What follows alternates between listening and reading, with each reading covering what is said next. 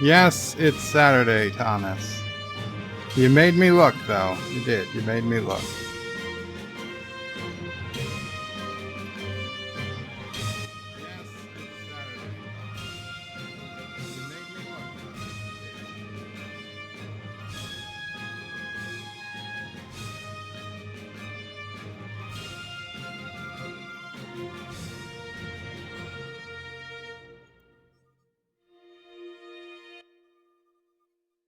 Wrong screen. There we go. Welcome, everybody, to Star Trek Saturday for December 28th, 2019. Today we're going to be watching Star Trek Insurrection, the most undervalued movie of the Next Generation movie franchise, perhaps. Undervalued, or just underappreciated, or just underloved. Not a lot of love for Insurrection out there. Is it justified? Maybe. I mean, whatever. It's Star Trek. It's a Star Trek Next Generation. We got a couple of hours with the old crew again. And let's face it, by the time it came out, that's all we really wanted. As long as they didn't do some, Star Trek Discovery canon destroying nonsense, we would have been okay with it. And they came close. I mean, they did come close, but whatever. We'll deal with it. It wasn't the worst Trek movie ever made. That's for damn sure. So, welcome everybody. Cinnabon Bunny was first. Welcome, Cinnabon Bunny. Cinnabon says hi. Hector says hola, Hector. And then Cinnabon actually says first, but yes, you were still first. John DeMarco says greetings, John DeMarco. Not Ryan Johnson says hello and Qapla. Hello and Qapla, not Ryan Johnson. Thomas Botts, hello, welcome Thomas. Azine says hello there, welcome Azine. And Azine, I did reboot the Space Engineer server last evening. I forgot to tell you. Now that I see your username, I was going to message you on Steam, but I did reboot it yesterday evening after Anti-Trekker's stream, so I hope you've been able to get on. I apologize for that. Although, to be completely honest, guys, I don't know how much longer that game is going to be up, because I don't think many people are still playing it. Live with Matthew says Qapla, Bird of Prey, and all from the road. Very cool. Qapla, Life with Matthew. I hope you enjoy your time on the road. Carlo Albany says hiya all. This is going to be fun. Let's hope it is. Thomas asks it's Saturday, and he genuinely made me double check. Derek McManus says greetings all. Greetings, Derek. Yosef is saying he's the first Yosef. He is indeed. Mike Richards says greetings from Columbus, Ohio. Greetings, Mike Richards. Sci-Fi Nation says son of a bitch. I was just going to record a script for my next vid. Bird of Prey. Oh well. Greetings, Bird of Prey, Mama Prey, Sassy Prey, and fellow nerds. Greetings, Sci-Fi Nation. And yes, I know the pain. I know the pain very well when you're ready to record a script or do editing on a video, and then a YouTuber to which you subscribe comes on, and it's like, well, I really want to listen to them go on live, but I also want to do, right for my channel, and it usually ends up with me listening to the YouTuber and then getting less sleep than I should that night because I listen to YouTubers all day instead of doing my own work. But welcome, Sci-Fi Nation. Now you know what it's truly like to be a YouTuber. Actresses, let's get ready to roast. Oh yeah, this movie is gonna have. There are some things I'm gonna definitely roast. Yosef says hi, Joe, Mamo Prey, Sassy, and the Flock. Thank you, Yosef. Mamo Prey's waving. Carlos says Mike. Don't tell me the mic isn't on. The mic is on. I heard myself before. God damn it. Mike, maybe you were just trying to remind me. Thank you, Carlo. Actresses speaking before the count gets to 0. Yes, that happens sometimes. Actresses undervalued. Well, yeah, whatever. Derek says, is this the only one with the starships in it? What? There's starships in Nemesis. I mean, they have a battle in Nemesis. There's starships in Nemesis. There's starships in Generations. There's a Klingon bird of prey. So that has at least that starship, plus the Enterprise D crashes.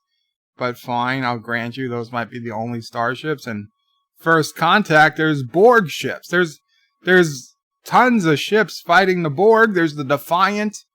I'm not sure where that question comes from. There's clearly starships in every Star Trek Next Generation movie. Certainly a fair number. This one, will grant you, has some different ships than most, but yeah, there's starships in all the TNG movies. There's no lack of starships. Actresses, I think all of them have starships. They do indeed. Carlos says it was a good film. John DeMarco says there should have been a movie about the Dominion War. I agree. And Yosef likes the movie as well. Actor says God Emperor Bird rebooted the universe without telling his most loyal subjects. It figures. Well, there was nobody on. Yosef says the visual effects were on the weak side since ILM had no time to do it, but still a few funny moments and a nice team up and firm boobs. Wow, that's always the most important. Azine says, thanks, you're no problem, Azine. I'm sorry I didn't get to you sooner. Carlos says, I don't think they're allowed to use the Dominion because copyright issues between TV and film. I don't think there were copyright issues. I think it was just they didn't want to step, probably they don't want to step on the feet of the Deep Space Nine writers at the time. And you know what? Now that I think about it, it was probably better. Probably better they stayed out of it. However, they should have used the Section 31 concept, because this is a Section 31-ish thing that happens here.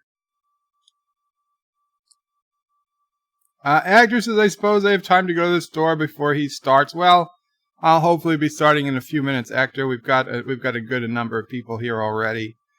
John DeMarco says there was some passing mentions of the war, but that is all. Sci-Fi Nation says the mic is 5x5. Thank you, Sci-Fi Nation. Carlos is bird of prey doubting himself 5 minutes in. Well, I worry. Thomas Potts, you heard yourself, so you're talking to yourself. No, I forgot to lower the volume when I first started, and I briefly heard myself speaking at the very beginning. Commodore Ty says, hello all, welcome Commodore Ty. Guys, be sure to check out Commodore Ty's channel. Check out Sci-Fi Nation's channel. Sci-Fi Nation is doing a number of live streams these days. He's also guest hosting a number of live streams. Cinnabon Bunny is doing a lot of live streams lately. Check out Cinnabon Bunny.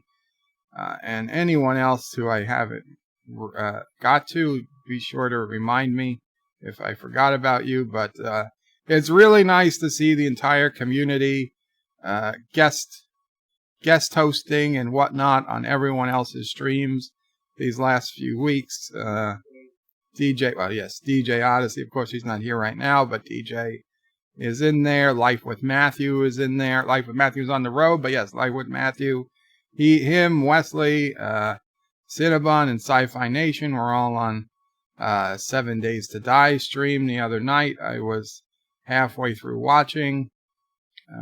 Didn't get the whole way through, but it seemed like fun. It's just there's only so many hours in the day. Carlos says, don't we all hear ourselves speaking? I would hope so.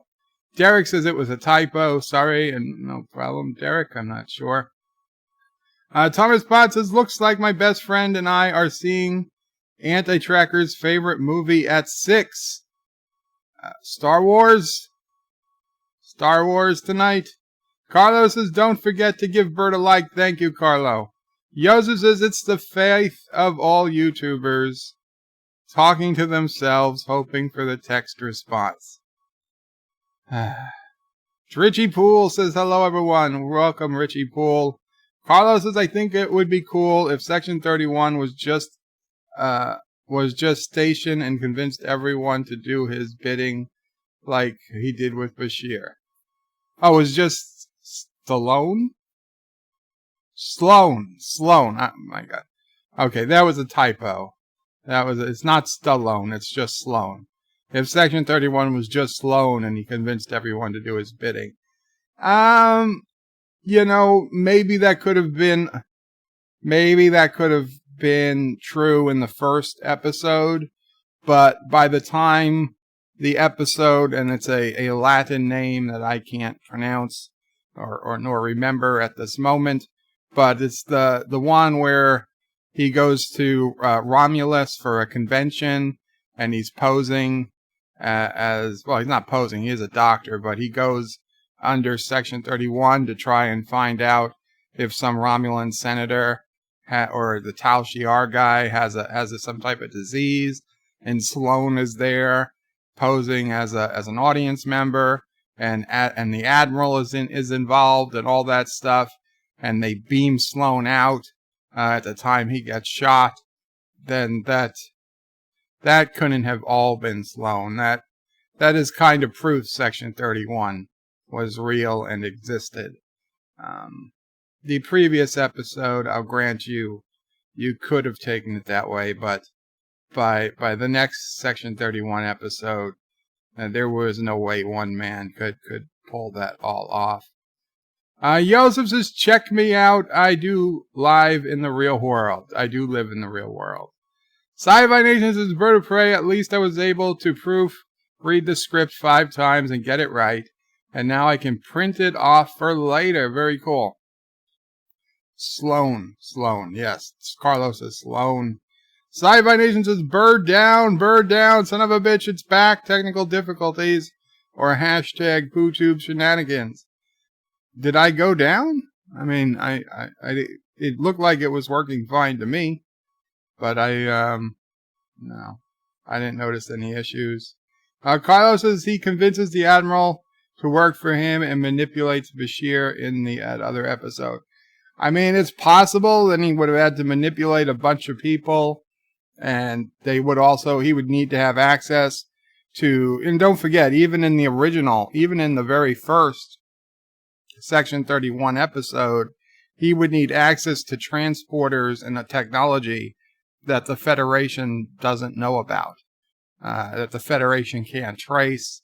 So that would have to be some pretty high-tech stuff to have all that equipment and it being a one-person thing. Carlos says you're buffering, and Sci-Fi said it buffered a bit. Oh, that sucks. Wesley says, Bird of Prey, greetings, birds, turds, and sassy. Greetings, Wes. Joseph says, I'm 5x5. Sci-Fi Nation says, greetings, Wes. And Reggie Poole says, Bird is 25? No, I'm 41. But the microphone, the signal strength, or whatever, 5x5. So let's get this party started, people. I am paused in the movie at the 18-second mark, right after a Viacom company comes up under the Paramount logo. So if you've got Star Trek Insurrection and you're ready, you want to follow along, get your copy ready, and cue it up to the 18-second mark, and we're going to hit play in just a couple of minutes, and we're gonna go from there. Carlos says, convince the shipyard to build a ship off the books and a dumb crew. That could be. Wesley says, what's going on? We're about to watch Star Trek Insurrection, Wesley. We're talking about Section 31, and if it's possible that Sloan was the only actual member of Section 31, at the time of Deep Space Nine, and he just manipulated everyone else into doing things for him. I don't like the theory, but I suppose it's possible. I can't say it. I can't say without a doubt that it's preposterous. Preposterous. What's the word I'm trying to say? Yeah, Mama Pray can't say it either. Preposterous. Alexa, say preposterous. God damn it, preposterous. What, you know what I'm saying? Preposterous. Preposterous? Somebody needs to preposterous. Preposterous? Preposterous? I can't move on. Preposterous. No, it doesn't sound right. Yell out inconceivable. Inconceivable!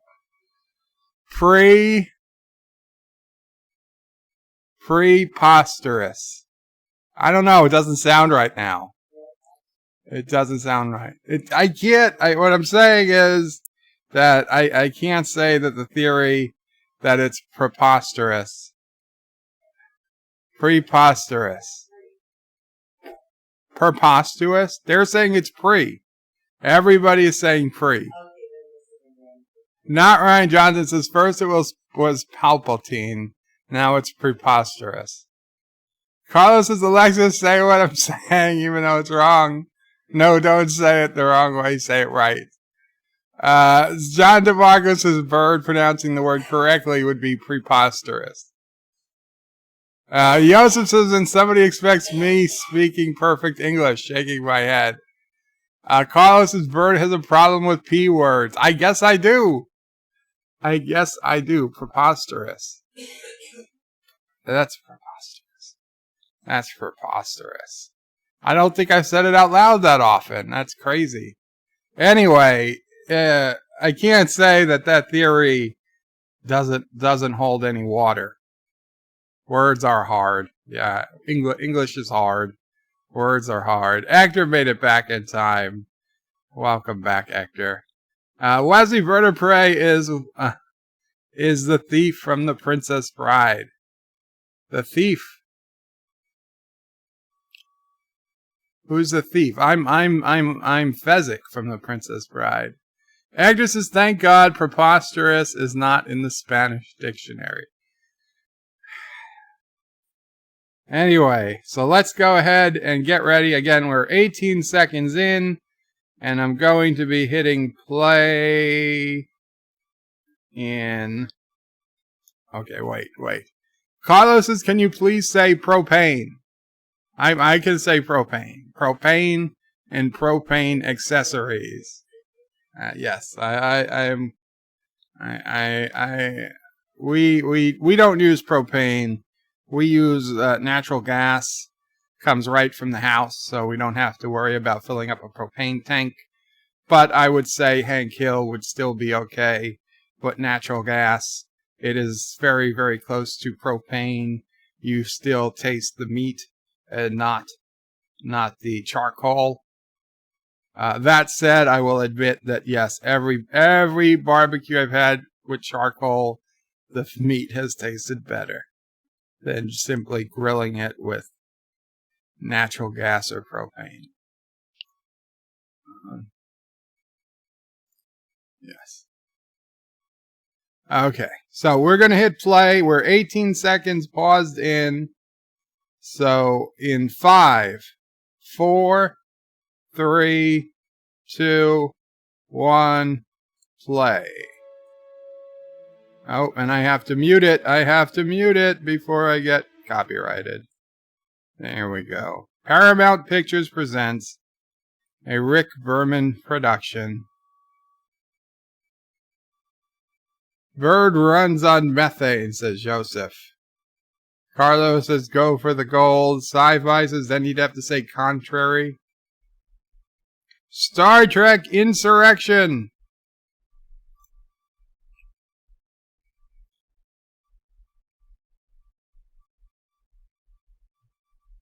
You get a beautiful looking planet of some type. Oh, it's a kid playing in the hay. You're making a mess. That's DJ's hay, kids. Get out of the hay. And a little cement or stone bridge, and we got some people in a little rowboat. Oh, and they're farmers. They're farming next to a little river that never floods and kills people in the village. Sci-Fi Nations is the most useless TNG film ever made. Who the hell is Donna Murphy? She must be one of the Anthony Zerbay. Those must be the bad guys.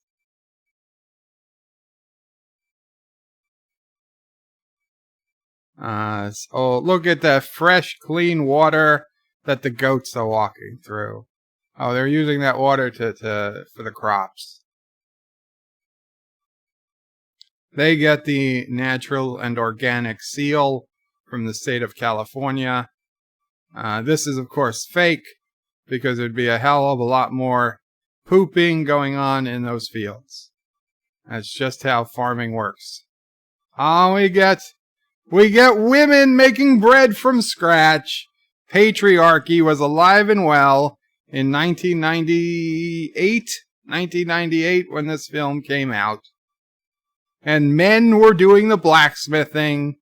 Wow, wow, wow.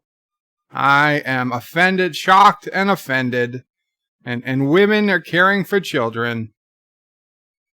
This is shocking. This should have a warning in 2019. Indecency. This is not good. This would never pass. This would never be allowed today.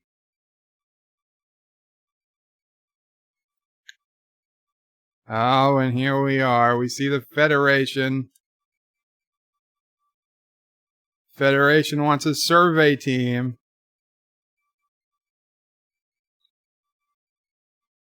So there's this whole big... And then we get these ugly looking aliens. There's a big Federation outpost looking down on this whole village. Oh, and we see this square. There are cloaked people. There are cloaked Federation people walking around. Why are cloaking devices on ships are not allowed, but cloaking devices on people are totally fine? Ah, shit, somebody's shooting phasers at people. The android's out of control. He's headed towards the village.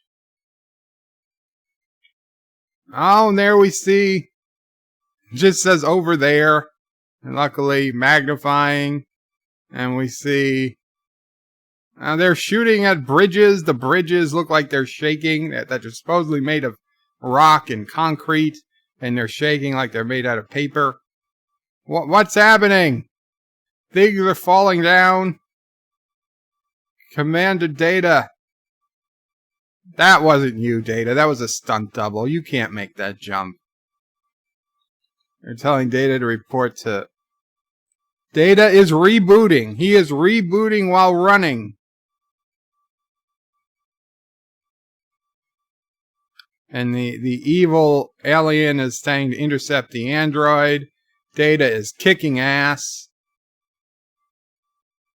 Don't worry, it's just some ghosts. We're just being haunted by spirits. Don't be afraid. Go inside. I've seen this before. Oh, we've got a man's head coming out of nowhere.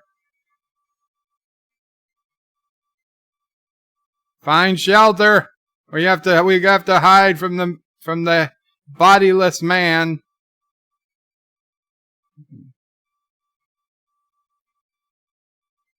They can see him. Why do people think that they can just take Data down? Don't they know Data is 1,000,000 times stronger than them?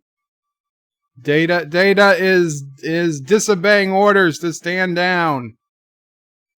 He's making everything visible, and now he's shooting. He is shooting at the observatory so that everybody can see that it's there. So I never realized just how close this observatory was to this village. It is absurdly close. Absurdly close. That they could have built this so near. So everybody's shocked that this was built. And like people are putting their hands up like they've never seen sunlight in forever. And Data is looking a little angry. Sci-Fi Nation's Bird of Prey, they were used on that one TNG episode, Who Watches the Watchers? At least the duck blind was. Yes, the duck blind was. But they didn't have cloaked people walking around. Oh, come on. Why is it Crusher's job to dress Jean-Luc? And Crusher says you either need a new uniform or a new neck. Well, it's not like he can't just say replicate a uniform. Just replicate a uniform with a neck, 6 millimeters wider. So apparently they're going to some type of, delegate. They've got some type of diplomacy thing going on.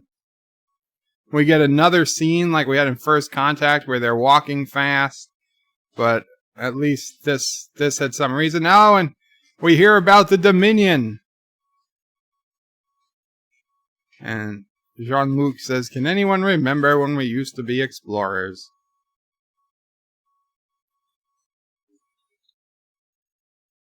And these people only achieved warp drive last year. Due to our losses from the Borg and the Dominion, they're taking anybody in. They're taking anybody in. And Captain Picard is very happy. And just now, Troy is saying that he's expected to dance. And Worf is there. What are you doing here? He says, what the hell are you doing here?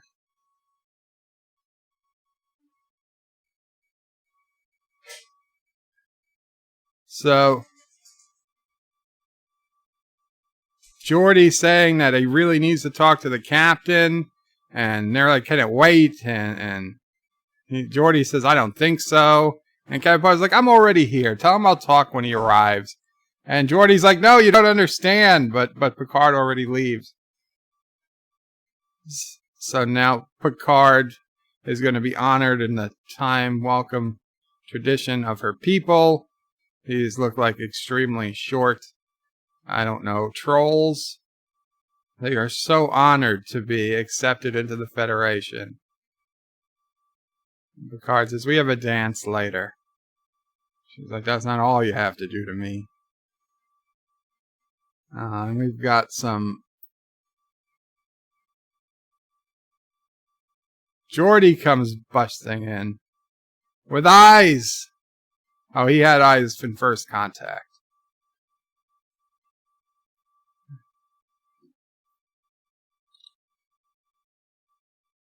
No, I said Data should have been back by now. Something's wrong. Why are blue aliens always the most annoying? Yosef says, is assisted living. It is an assisted living, so the doctor dresses the old man. No, it's not assisted living. Sci-Fi Nation says everyone except Bajor. Well, Bajor didn't want to join the Federation.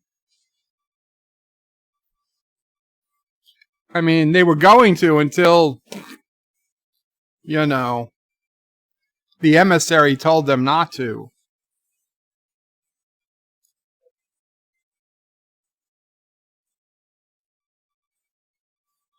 So,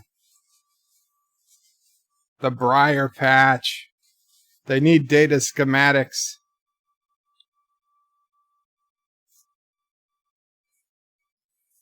Like his schematics aren't on file.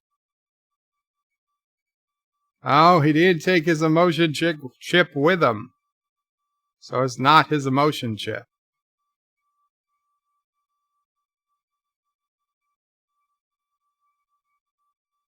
And he tells a random ensign to go to the galley and skip the fish.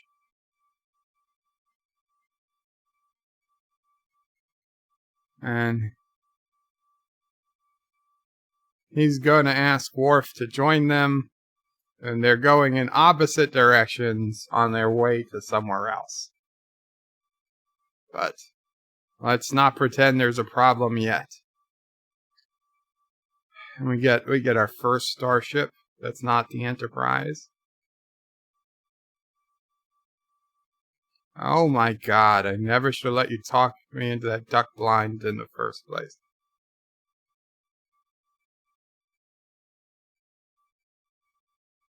So the alien is saying that Federation is making it 10 times harder than it needs to be. There's only 600 people on the planet. And leave your android home next time. Why did they need data? What is wrong with that woman? If you're going to put on a bodysuit on a woman, at least make sure her parts are even. This patriarchy, it's so toxic.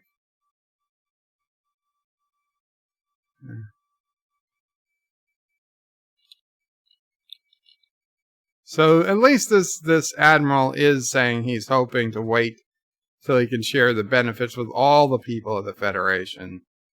So I guess, you can't say it's Section 31, because I think we're supposed to at least, we're supposed to feel like maybe both sides have a legitimate claim here. But I don't think anyone really feels like the Admiral has a legitimate claim here, but Anti-Trekker. And Thomas says this movie feels more like a TNG episode. Which is fine, and exactly what I was saying. At this point in time, all we really wanted was another, good TNG episode. A 2-part TNG episode, I would take it. I would take a 2-part DS9 episode. If they have to make it a movie, they make it a movie. We had a great picture of the Enterprise. So Mr. Worf is again just taken over tactical, I guess, for whoever the regular person was. I guess they get a vacation. And it's Worf's job to capture data. They're going in to the Briar Patch. Very convenient. They were close enough. Oh, and there's a hole they can use to get in.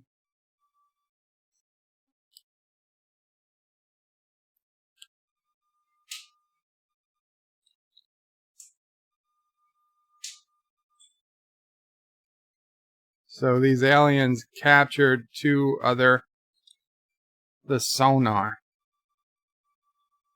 They were producing Ketracel White.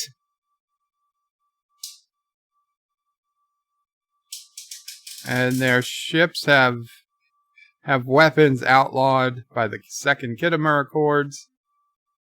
And we see in this that Troy and Riker are clearly in a little bit of romantic mood.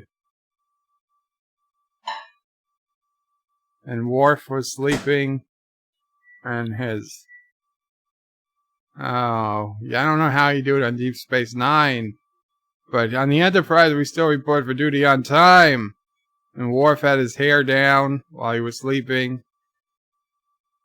He overslept. He's on his way.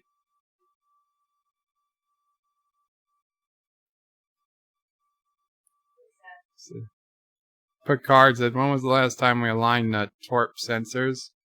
He said, they don't sound right. And Geordi's like, yeah, they were out of alignment by 12 microns. So slowly, all these people are reverting to younger selves. And Commander Worf still didn't have his uniform right. So the Admiral is saying, "Why are you here?" He doesn't berate Picard for disobeying a direct order. Picard just says, "This is too important for the Enterprise to be on the side."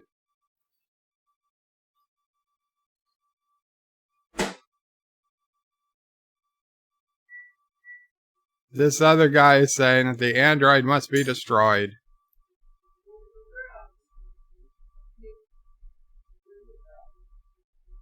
Picard says, if our first attempt to capture Data fails, he will terminate him. He's his captain and his friend. It's his job. The Admiral agrees, gives Captain Picard 12 hours. And they're going to head to the perimeter of the Briar Patch to call for reinforcements in case they fail.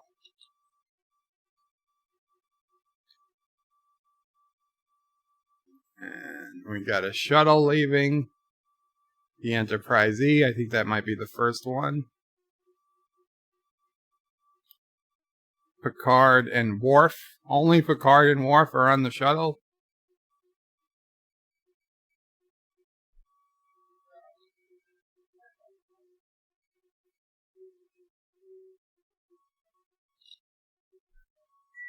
Picard is saying, come out, wherever you are. Up, and sure enough, they're being attacked. Probably by Data. Yep. Data's in a shuttle that looks suspiciously like the Delta Flyer. It's not. Data's been injured. But he's being shot at. He's shooting first. Asking questions later. He doesn't even know who's in the shuttle, and he's shooting at the shuttle. No, they weren't shooting at him. He opened fire first. So Picard wants to beam Data out of the shuttle, but Worf can't do it. He activated some type of transport blocker. Now they're going into the atmosphere to try and keep Data from shooting at them. Of course, steam. The shuttle is still powered by steam. Steam pipes are breaking. And there's the shuttle, pulls up next to Picard, and Data looks over at Picard, and then pulls ahead of him. They're saying he can fly a ship, he can anticipate things, his higher brain functions are working. Picard asks Worf if he knows Gilbert and Sullivan.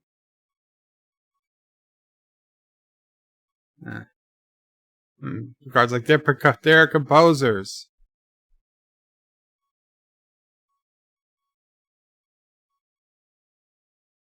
They're gonna sing show tunes. Yes, let's sing show tunes. Wait, did I start off saying this movie wasn't that bad? I might have been wrong. Sing, Worf, sing. Worf is just shaking his head. No. And it worked. It worked. Data just happened to have the comm system on.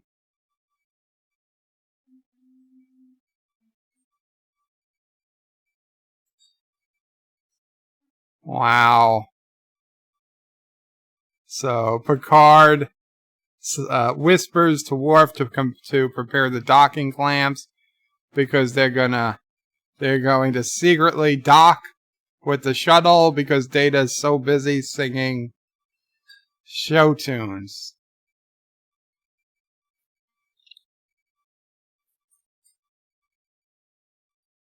We are getting some nice views of the shuttles in action. Oh, Data knows something's up now.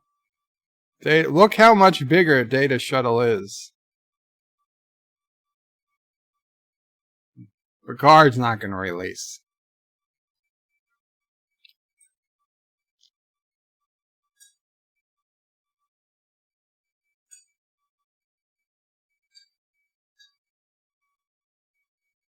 Reroute emergency power to inertial dampeners. It's not working.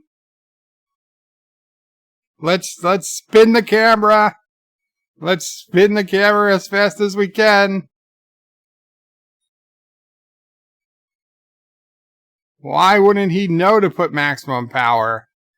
There we go. Right in the nick of time. Right in the nick of time.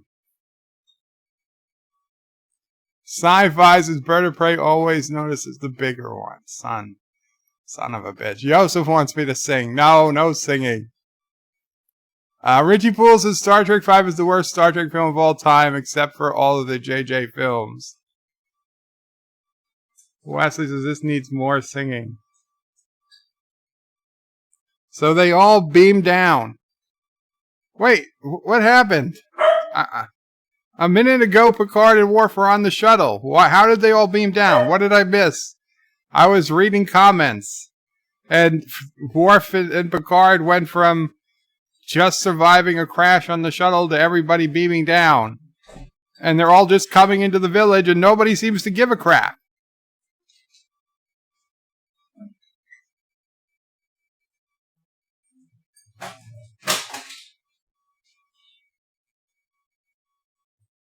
So, they're not being held hostage.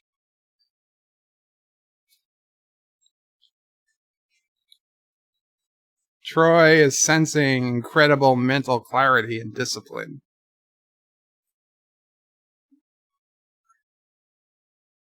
They're offering him food. Picard says, we're here to rescue the other people. They're asking Picard to disarm. Prepare the hostages for transport. And Beverly said they should be quarantined. They don't look like hostages to me.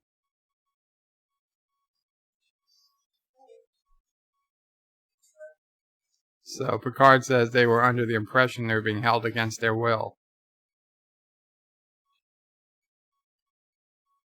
Data said that they were enemies and more would follow.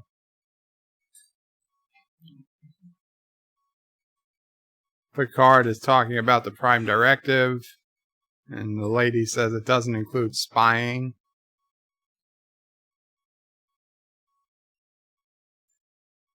And one of the guys says there was a phase variance in his positronic matrix.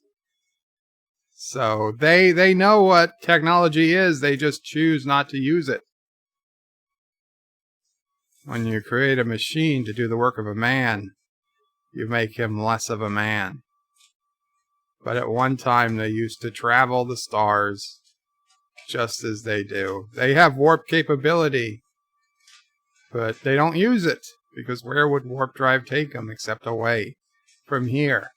And Picard looks around and there's a hummingbird, and he's like, you're right, this is where I want to retire. Screw my vineyard.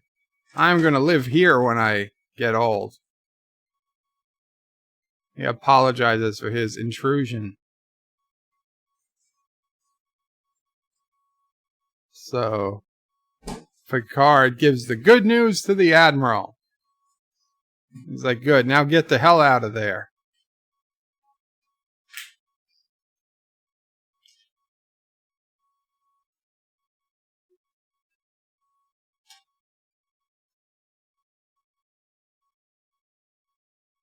So the Admiral say they're gonna rendezvous to transfer the crew and equipment, and Picard is wondering why he's not finished here. And the Admiral says, yeah, there's just a little loose ends to tie up. Picard's becoming suspicious. Actors as bird of prey, they are hippies. Do you have that right? Do you hate them, right? If they're hippies that aren't bothering anybody, then that's fine. I don't mind hippies if they're not blocking traffic. If you want to be a hippie on your own land, more power to you. Just don't be a hippie and try to tell me not to eat meat or something. Wesley Crusher's Bird of Prey, I swear it skipped part of the movie. Didn't it? Did it skip part of the movie? It must have. But it's an hour and 43 minutes, so what could it have skipped?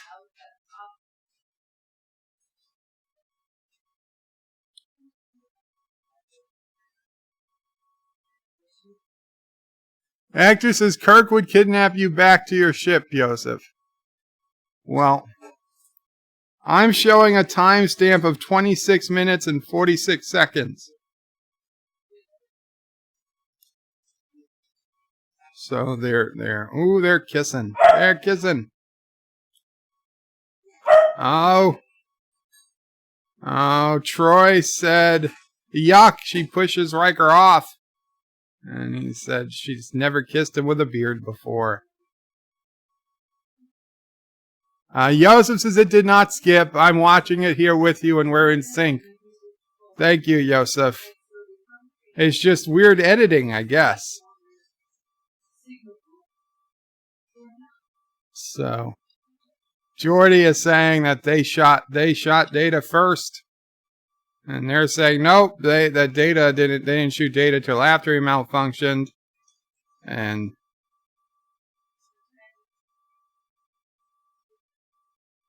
they're saying, so Geordi is saying that his ethical subroutines are the only things that should have been on.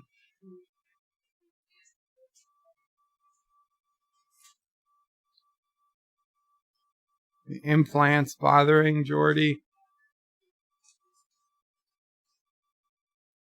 Oh, they're bothering Geordi because his eyes are growing back, but we don't know that yet. So Data is back.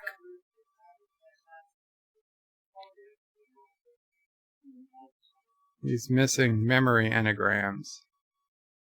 Geordi shows them to Data.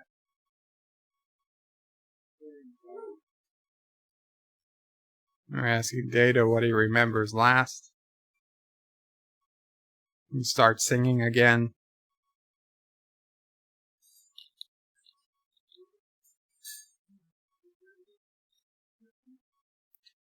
Yeah, Life with Matthew. There's no way Troy never kissed the man with a beard before. Joseph says, my wife is the same. She forces me to shave. Well, I would shave. For your wife, I'd shave, Joseph. So it's probably a good thing. Keep her happy. Richie Poole says, Geordi looks better with his visor. I'd say he looks more distinct with his visor. I wouldn't say he looks better. I kind of like his cybernetic eyes. So now Data's walking with the Baku. Are these the Baku?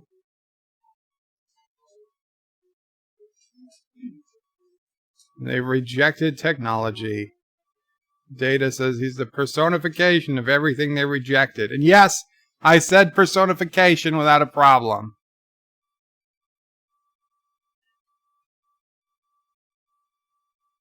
Preposterous. That's got to be the way to say it.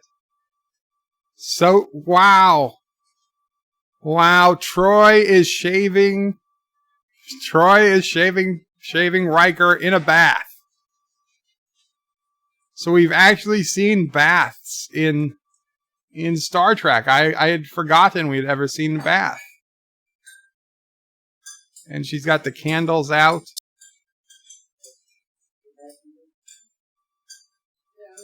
So the Admiral wants Riker to remind Captain Picard that his 12 hours are up.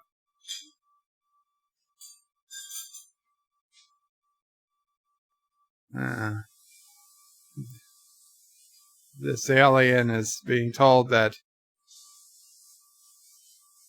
his body's producing too many toxins. They've reached the limit of genetic manipulation. He says, I won't need any more manipulation once our Federation friends allow us to complete the mission. Yosef says it must be a hairy bath. Yeah, because where is it going? You would think they would have an electric razor of the future that just vaporizes the hairs. They shouldn't need to use an antiquated actual razor blade. So Data goes walking into a lake. Walking into a lake.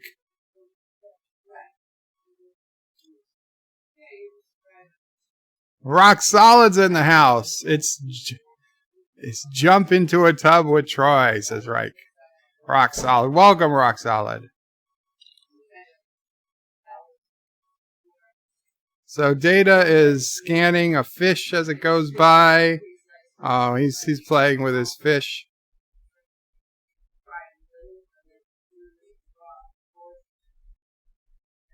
Data comes walking out.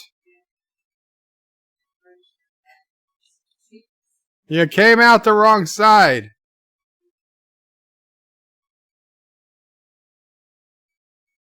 Oh, and look at it. How lucky they are that they just happen to have a way to drain the lake. Isn't that convenient?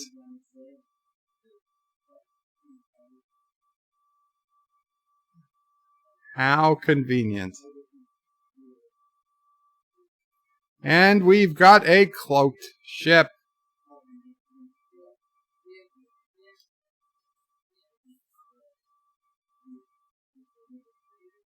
How long could they have been standing there? That had to take days.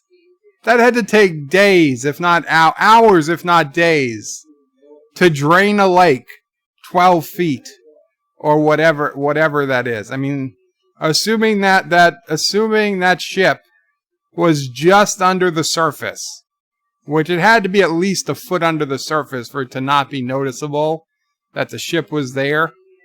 So let's say it's a foot under the surface, and that ship looks to be at least 12 feet high. So let's say, oh my God, look, that ship looks to be 20 feet high. They had to drain 20 feet of water from a lake.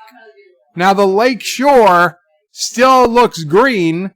You're not seeing any mud around the lake shore, right? There should be a whole bunch of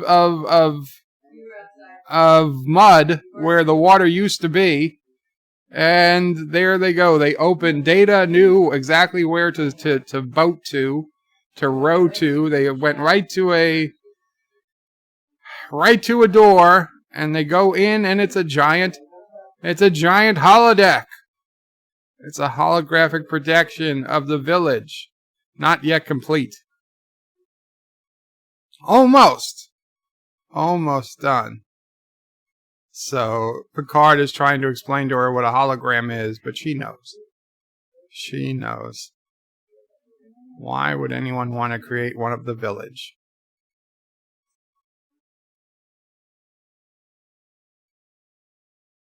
So Picard is asking, is it possible Data found out about the ship, and that's why they shot him? If the only reason they would do this would be to deceive the Baku, to move them off the planet, beam them out in the middle of the night and wake them up on the holodeck, relocate on a similar planet without ever knowing they left.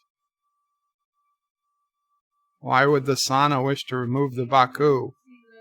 The lady knows. The lady knows. She's not telling us, but she knows. And they're being shot at.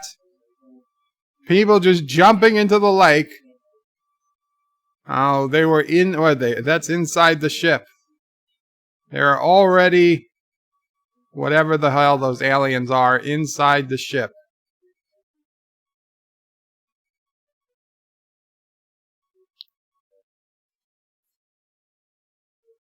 And Picard got a good shot in.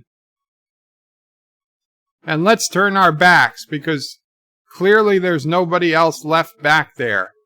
And they don't even do a secondary look. They don't even look to see that there's anybody back there.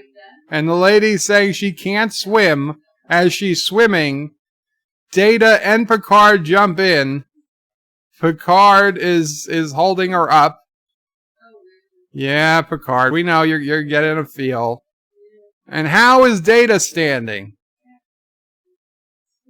And Data saying in the event of a water landing, he's been designed to serve as a flotation device. That's just bullshit. Data can't float.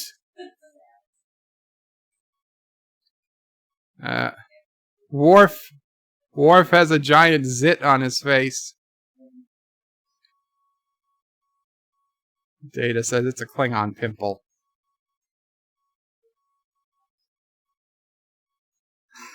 Picard says it's hardly noticeable. Data also shakes his head and then looks at it as he leaves. And we see beardless Riker. And it says, smooth as an android's bottom.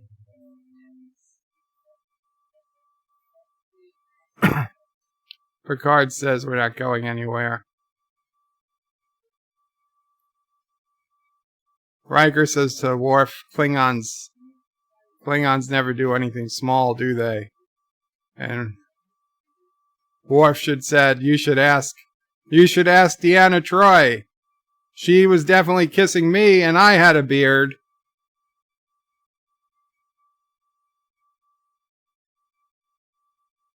So everybody's doing well, improved muscle tone, high energy. And so Data asked to rub Riker's face, and then he smirks and says, nope, he shakes his head no. Not as smooth as Data's bottom. Oh, and Picard wants something Latin. Music. Mambo. Oh, wow. Wow. Picard is looking at himself in the mirror. In the meantime, in my brain, I'm playing this out as how would this movie unfold if it was the original series crew instead of the Next Generation crew. And it was Kirk who was admiring himself in the mirror. And Spock who went crazy.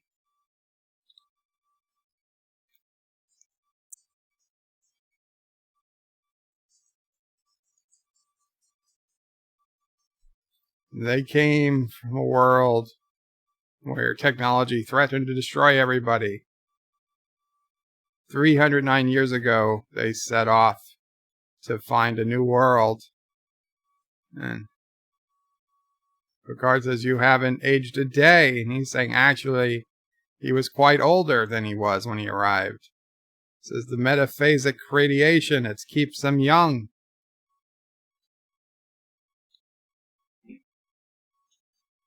So he looks at the kid and says, he supposes he's 75. And the kid says, no, I'm 12. And the guy says, no, metaphasic radiation doesn't affect them until they reach maturity. How convenient. How convenient. So Picard is saying that's why they're here after your metaphasic radiation. Someone's trying to take your world from you. This guy says, the moment we pick up a weapon, we become one of them. We lose everything. Well, then maybe you don't deserve your planet.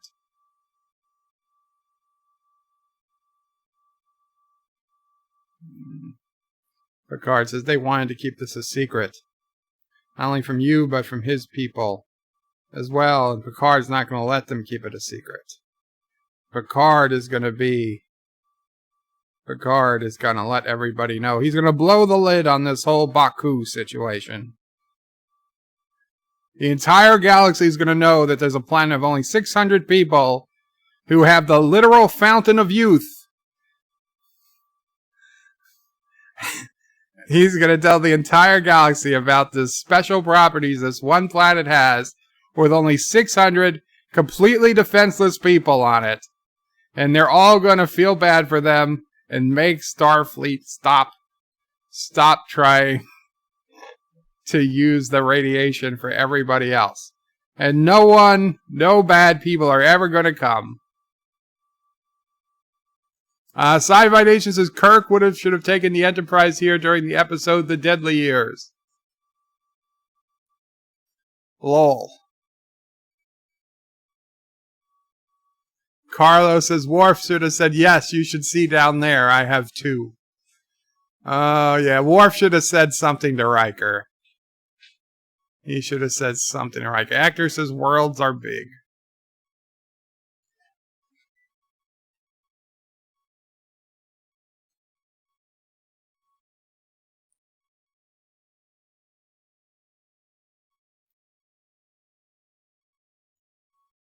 Picard is admiring a, blanket.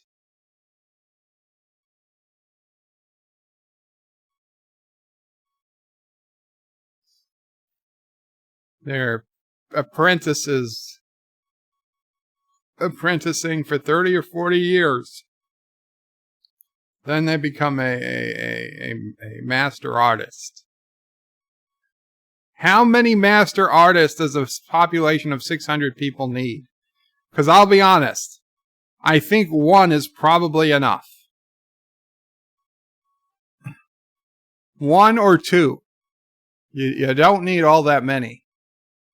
Right? If you have a population of just 600, right? 450 of them need to be doing food, farming.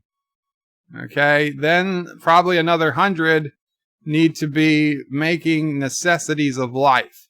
Clothes and building materials. And then maybe you have a singer. Maybe you have a couple of singers, a couple of painters, a poet or two. But that's really about it. That's really about it. You don't have a hell of a lot of room in 600 people to have dozens of artists. It doesn't work like that. No society works like that, especially a society that has shunned technology and they have to do everything manually.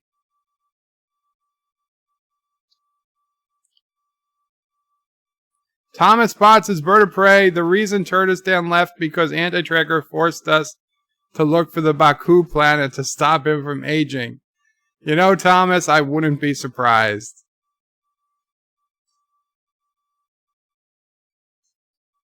And actor says, and don't forget the oldest profession. Yeah, well, those people, though, they can have day jobs and night jobs.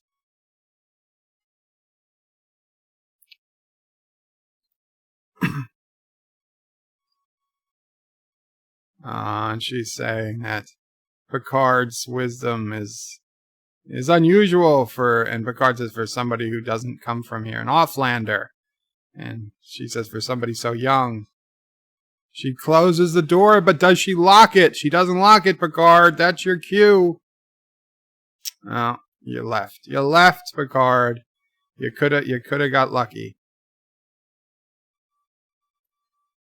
It's okay. It doesn't count. Beverly doesn't have to know.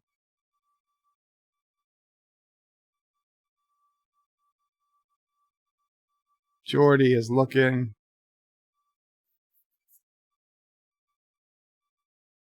Oh my God, my eyes grew back. Geordi's got eyes. His real eyes grew back. Cells around the optic nerve had regenerated. Well, Geordi, enjoy it while you can, because once we leave here, you're going to go blind again.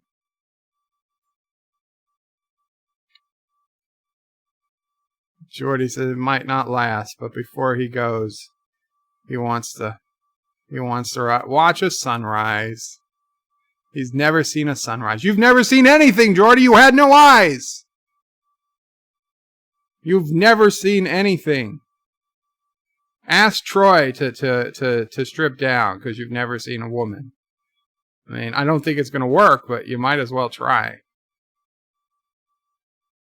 Oh, there's the Enterprise. And these really sketchy looking ships following it. What the hell is that thing? Yeah, Captain, just want to let you know you're surrounded. And the alien's pissed off that Picard's not releasing his men. Picard says, we found the holoship. And the Admiral is saying to the alien, why don't you let the captain and me talk? And the alien's like, no! And he starts bleeding out of his head. No! This entire mission has been a Federation blunder after another. And he tells Picard, you will return my men, or you'll pay for it with the destruction of your ship. And he leaves. So basically exactly what the Admiral wanted. And he tells Jean-Luc he's looking young and rested. And Jean-Luc is saying, I'm going to take this to the Federation Council. And the Admiral says that he's acting on orders of the Federation Council. And Picard's like, how can the Council ignore the Prime Directive? And the Admiral says, the Prime Directive doesn't apply. These people were never meant to be here. They're not meant to be immortal. And the Admiral says they can use this radiation to help billions. They're going to start collecting the metaphasic particles. Because the planet's in Federation space. So they have the planet, the other aliens have the technology, so they're partners.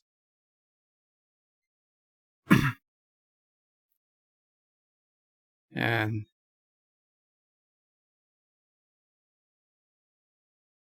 the sonar.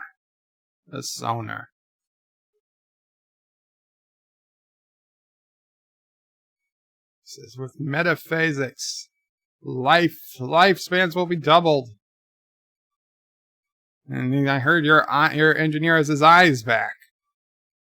Don't take that away from him. Says there's metaphasic particles all over. It's the concentration in the rings, of course.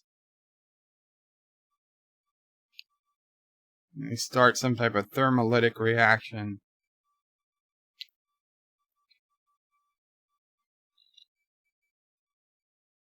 So Picard's like, let my people look at this tech. We'll figure it out. We always manage to figure things out in an hour. At least we used to. 2 hours tops.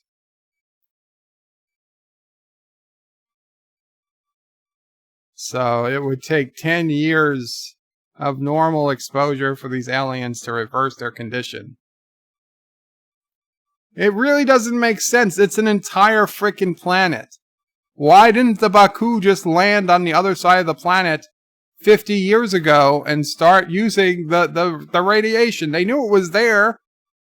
They could have lived on the other half of the planet, and these other people, there's only 600 of them, would never have known they were there. And they would never have done anything about it. Sci-Fi Nation says, Bird of Prey, what's after Nemesis next week, JJ Trek? My first inclination is JJ Trek, Sci-Fi Nation, but let's see what happens. I might be up for doing a non-Trek movie or something in between, 1 or 2 movies before we get to the JJ films. We'll see. So the Admiral is just ordering Picard to some other system, and he's ordering the release. He's giving Picard a direct order. He's tired of debating Picard. And he says, by the time you do tell the Federation Council, this is all going to be over anyway. So you're ordered to get the hell out. Get the hell out. Do you hear me? Picard is pissed. He should yell no and break his little ships again. The line must be drawn here. No, it's not. It's definitely not cats, Hector. And Picard is taking his little pips off. He's taking off his pips. Is he putting in an official resignation to Starfleet? No. No, he's just going to take his pips off. And nobody's going to notice. Oh, and these aliens are having teeth implanted. The good old teeth implants.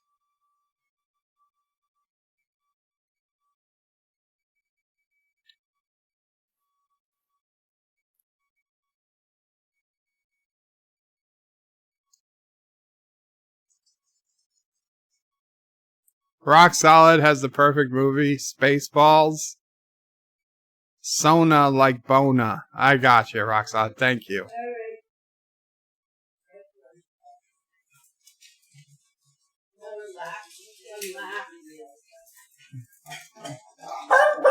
Take care, Sister O'Prey.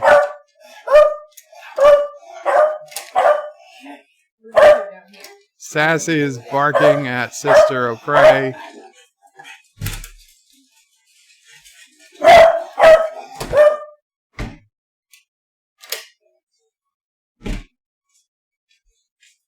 Get out, says Sci-Fi Nation. Get out. In Arnold's voice. And Picard, where does he go? He goes for the phasers.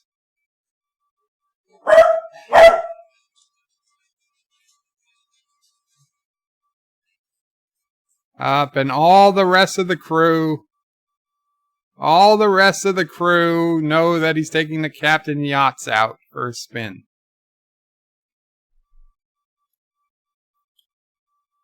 They're all going to go with him. And he's actually got the ragtag clothes on, except Riker. Riker and Geordi. Riker and Geordi and Troy.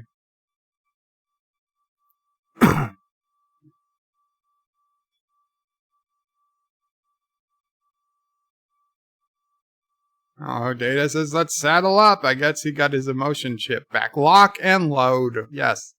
So very Data.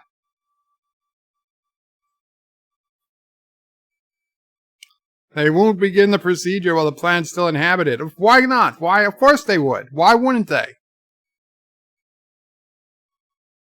Actor says, did you ever let Sassy take a vacation with Sister O'Prey? Actor, I would, but she's never asked.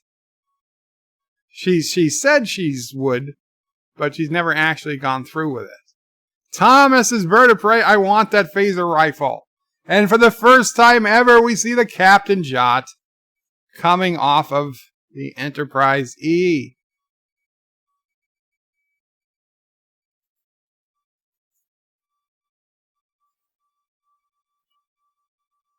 So the entire senior staff has abandoned the Enterprise E. Is that what's happened? Did I just miss that, or did other people stay on board? I mean, Riker had to stay, right? Riker couldn't have gone with him.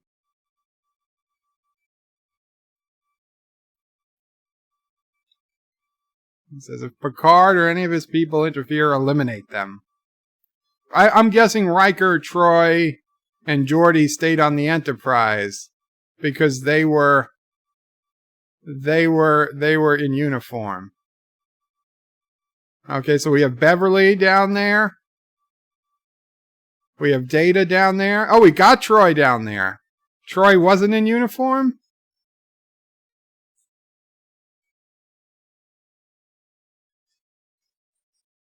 So Data's putting up transport inhibitors.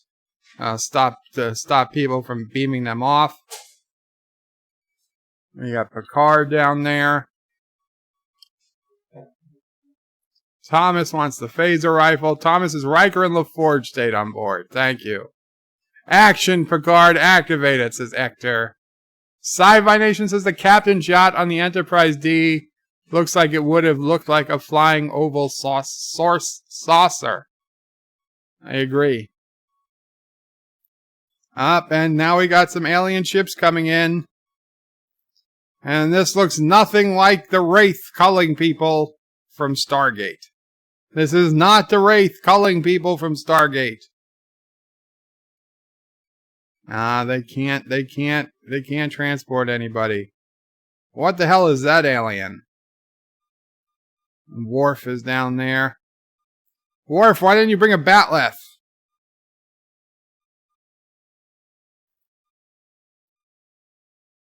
You're carrying too much crap, kid. Oh shit, they're using photon torpedoes or something. They're blowing up the bridges. They're blowing up the transport, whatevers. Transport inhibitors. Are those alpacas? Are those alpacas? The alpacas are in the movie. Oh, people are just being beamed up at random. Luckily, no Starfleet crew are being beamed up. It would be too much sense to lock on to Data. I'm just gonna bomb this shit from orbit. If they're going to bomb the place from orbit, why wouldn't they just start the goddamn collection procedure? Oh, the kid's dad got beamed up and he's carrying a frickin' mouse in his pocket.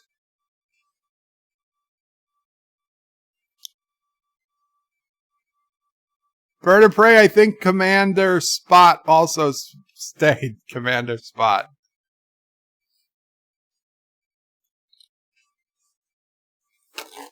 So the aliens like Picard stayed there. The Admiral says, let me go down and talk to Picard.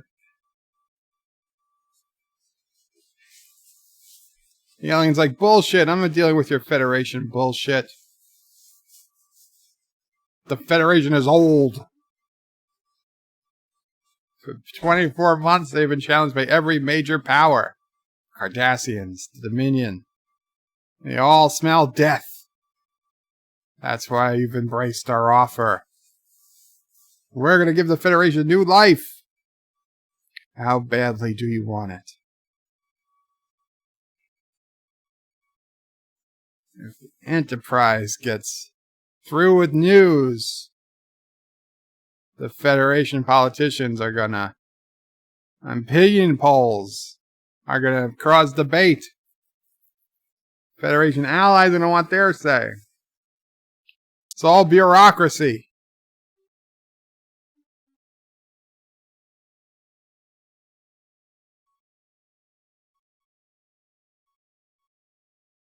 The Enterprise is 19 hours from communication range.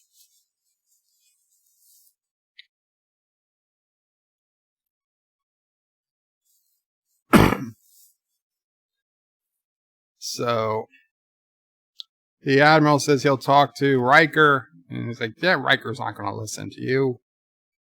And he's like, his ships can destroy the Enterprise, can intercept the Enterprise before they reach communication range. And the Admiral says, send your ships. Uh-huh. Well, Picard's got a bit of a belly in this movie, huh? I never noticed. Let's move in a single file line. That's the most efficient. Okay, maybe it's double file, but still. Why not just make a straight line? Let's put bends for no particular reason.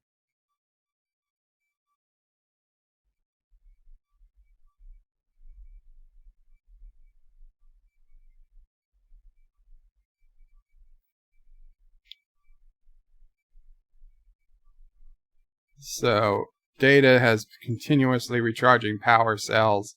He doesn't get tired.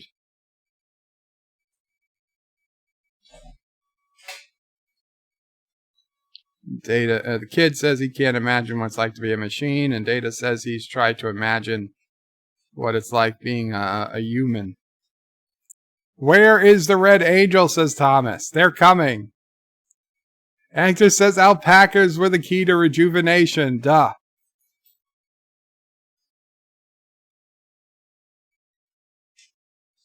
Data says it's a wonder that kids don't trip over their own feet. And the kid says sometimes they do. There's the alpaca! There's the alpaca in the background. At 1 hour and 20 seconds, or 1 hour 18 seconds, the alpaca comes on screen. It's a short view, but it's there.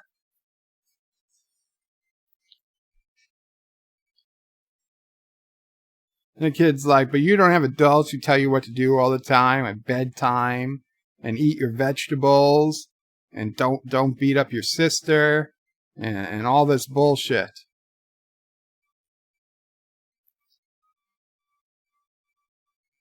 He's like, don't you ever play? And Data's like, I play the violin, and I have advanced chess routines. And the kid's like, no, just play for fun. And he says, androids don't play for fun.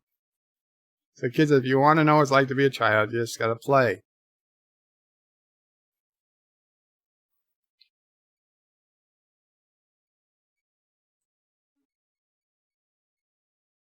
And Worf comes from the back. Why do they have Worf in the back? Accelerated hair growth is often occurring during Klingon puberty. So Worf is going through Klingon puberty. They need some rest, and this is the safest place. Picard says, we'll take an hour rest, break out some rations.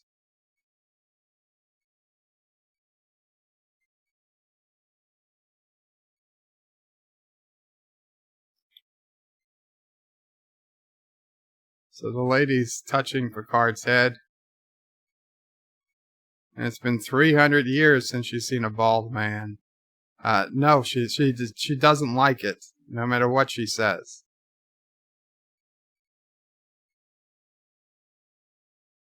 It's like, why haven't you been married? She's like, because I'm the town whore.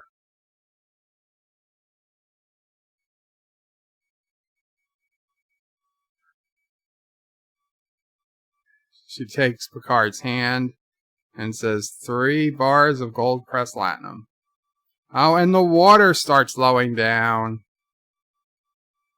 And she blows into a flower, and the pollen is stopping. And time is slowing down. And Picard asks, how are you doing this? She says, no more questions. And they can actually see every single flap of the hummingbird's wings. So 2 sonar ships are on the intercept course with the Enterprise. Maybe you should be moving a little faster, right? If you were moving faster, then they couldn't intercept you. I'm just saying. So the guy says he doesn't think they believe him because they were shooting.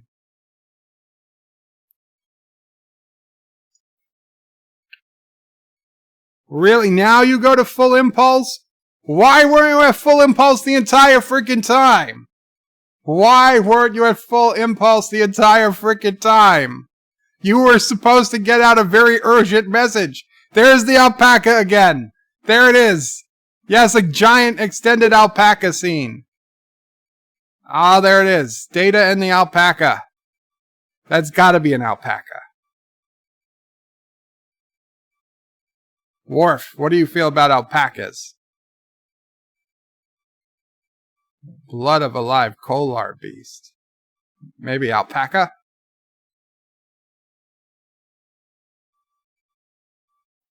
So Data overheard Troy and Beverly talking about their boobs firming up. Literally, their boobs firming up. So he goes to Worf and says the same thing. Because Data doesn't know what boobs are, apparently. Yosef says, Bird of Prey, are you doing a new script for XXX Star Trek? No. Richie Pools says, Bird of Prey, my kid just told me he loves your channel because it's about you talking and everyone just hanging out and having a good time. Oh, thank you. Thank you, Richie Pools' kid. Derek, yes. Well, I didn't know if you wanted me to say the name. Well, now the cat's out of the bag. Mr. Trent 100 says drugs are good. No, Mr. Trent, drugs are bad. Okay, drugs are bad.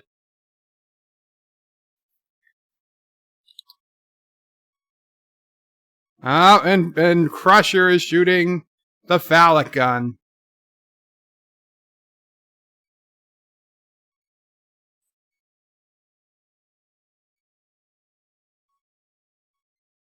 And so is Troy. There's the alpaca!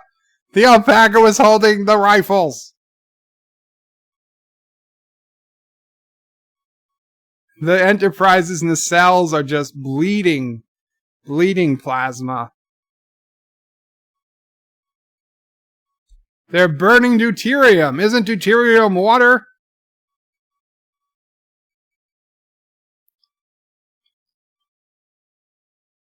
Of course they're going to go into the nebula. Every captain goes into a nebula when there's nothing left to lose. You head into the nebula. That's Star Trek 101. He's like, don't worry, I saw this once in Star Trek 2, The Wrath of Khan. Maybe if they all just took a minute to shoot down these ships, they could destroy them all. And Picard is saying, this way, in front of the very obvious cave opening. And Worf's weapon is jammed.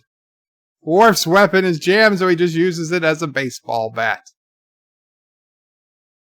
He's feeling aggressive tendencies.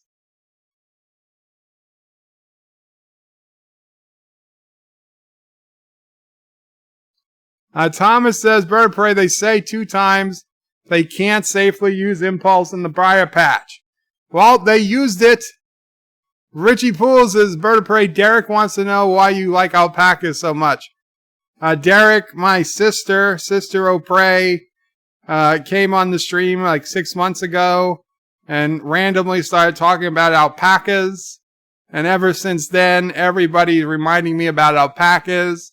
Cinnabon made a video about alpacas, and the alpacas love me apparently. And it hypnotized me into becoming a fan of alpacas. So now I have an alpaca sticker on my laptop, and we talk about alpacas. That's where it comes from. Sci-Fi Nation says, Bird of Prey, deuterium is heavy water.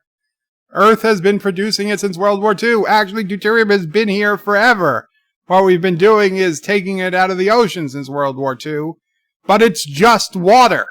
He literally said, we're burning water down here. We're burning water down here. It's heavy water, but it's water. And they can certainly replicate it. There is no way they can't replicate deuterium. Shronmore says, greetings, Bird of Prey 5, Mile Prey 5, fellow nerds. Greetings, Shronmore. Yes, it's water with an extra proton.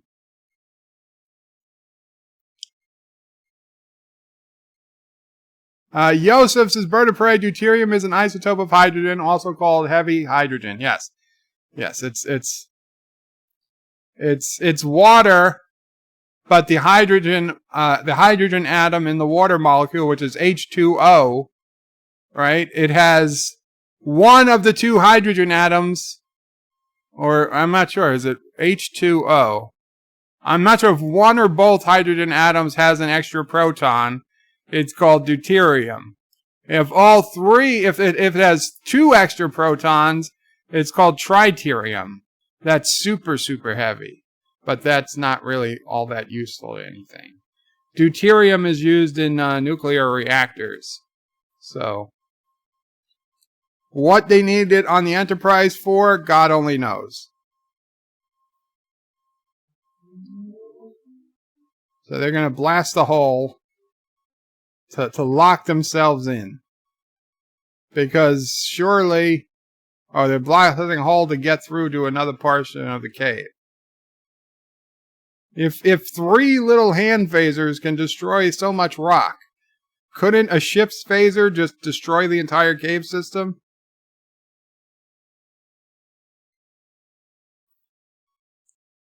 Oh, and they have force fields they can set up.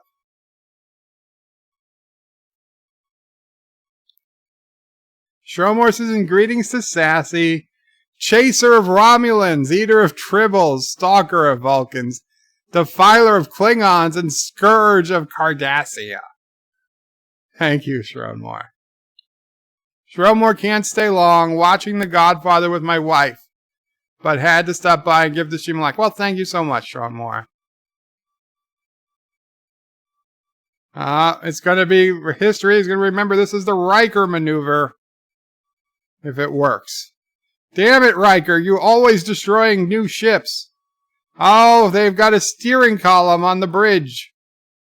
The captain has his own joystick, so he can control the ship. Ram scoop, right, because that's something the designers had intended.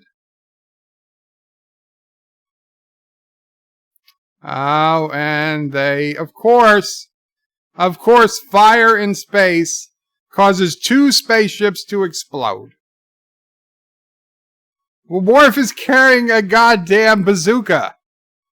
When did they get a bazooka, and why are they not using it till now? Well, that was a very convenient miss.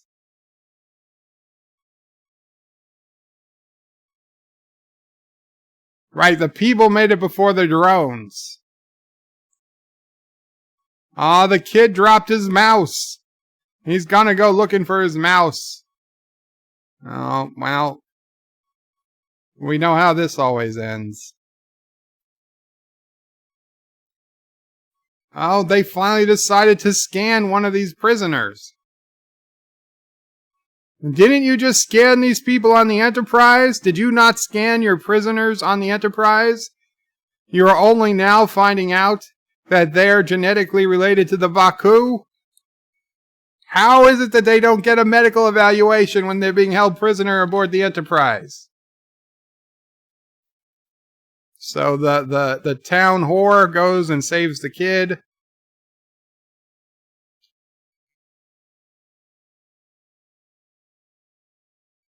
And Picard is like, where's that lady that was paying me so much attention? Oh, she went to save a kid. I'm gonna go after him. Here, carry my gun. I won't need it.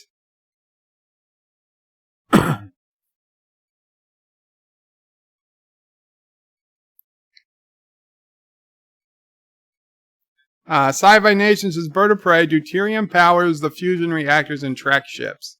From TOS to Voyager. Okay, well, that's good to know. Thank you, Sci-Fi Nation. Richie Pools is Bird of Prey. Derek wants to know if llamas and alpacas are the same thing. Good question, Derek. They are similar, but they are not the same things. Llamas are bigger than alpacas and meaner than alpacas, according to Wikipedia. And Richie Pools says Derek wants me to tell an alpaca joke, but I don't know any. I got an alpaca joke. Mama Prey warns me about Derek being a little kid. 3 alpacas walk into a bar. And the first alpaca says, I'll take a Coke. The second alpaca says, I'll take a Pepsi. And the third alpaca says, I'll take an RC Cola. And the bartender says, so 3 Cokes. Oh, and the bartender's a llama, so it's funny. It's funny. Trust me. Oh, you should already be laughing. Mama Prey was holding it in. Actor says zoology isn't a bird forte. Tell your kid. And Carlo is lolling that I used Wikipedia as a source. She's hurt bad. He's losing her. You're gonna lose her anyway. And yeah, Beverly's coming as fast as she can. Sure she is. Beverly's like, oh, Picard's losing his new girlfriend. Let me just take my time. It's like, I'm gonna marry Picard.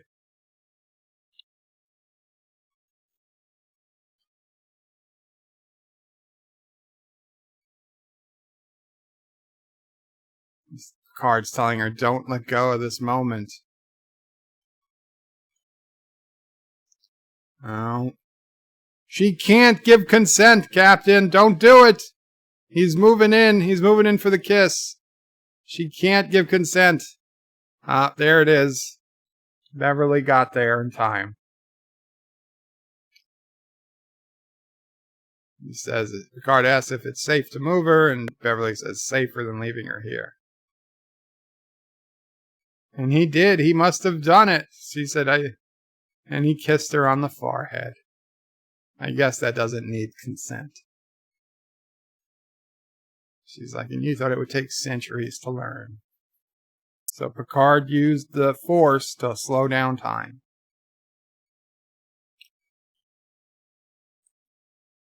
Really? Picard is still carrying the woman?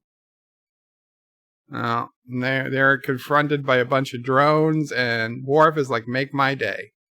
Make my day, you SOBs. And Picard puts down the lady. Data gives Picard a rifle. Between Data and Worf, they should be able to take out every single drone. They shouldn't need Crusher to shoot, and Troy. Crusher and Troy and Data is jumping around. Oh, and the lady got hit with a dart. And so did Picard. They both got transported away. Data shoots.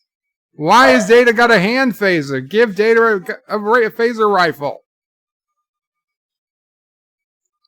So the Admiral comes on board and sees all these people they've transported up. And he knows Picard's in there. He knows Picard is in there. There's Picard in the middle, out of uniform, holding the lady.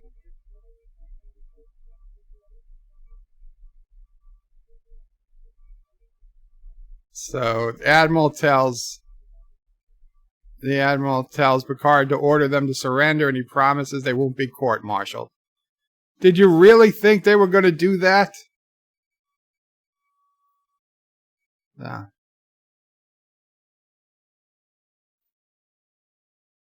So they're saying that the Admiral gave an order to attack the Enterprise. He said, you're going to be facing the court-martial.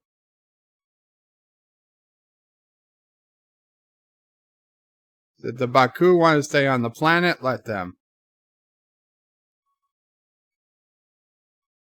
So the Sona are going to launch the attack anyway.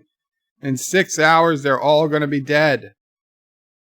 And now Picard knows. Picard says, didn't you know, Admiral? The Sona and the Baku are the same race. And now he's turning around. And he says, yes, our DNA is identical. Which one were you? He's saying names of children who left. The Admiral's telling Picard, a century ago, a group of their young people wanted to leave. They tried to take over the colony, and when they failed, they were sentenced to die. And the woman remembers who that one was. And it says, you're so-and-so, and you're his friend Galnak.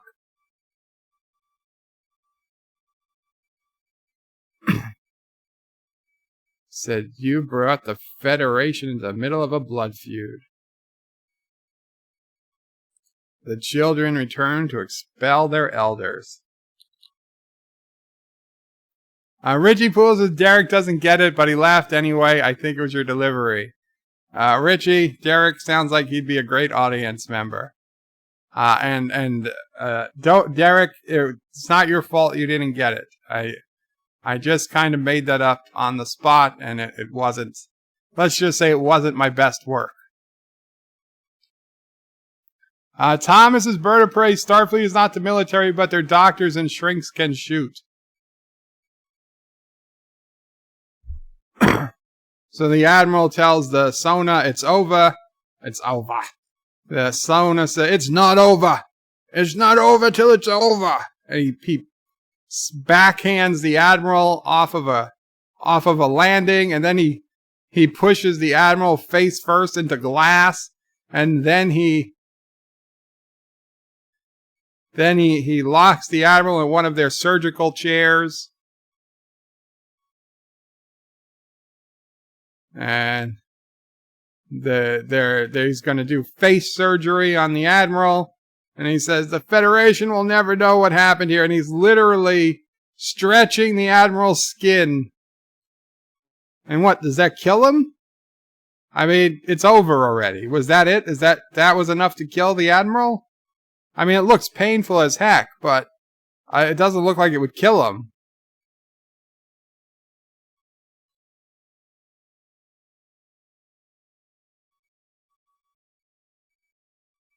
So the Sona tell that the Admiral's not going to be joining them for dinner, and he orders his friend to deploy the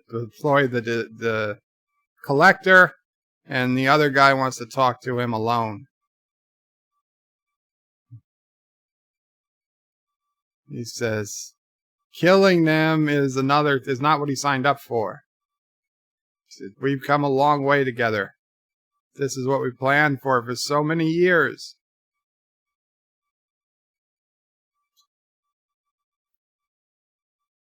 Why are you separating the Starfleet personnel? Oh, it's not going to be good. And it's like the shields in that section aren't going to protect them from the reaction.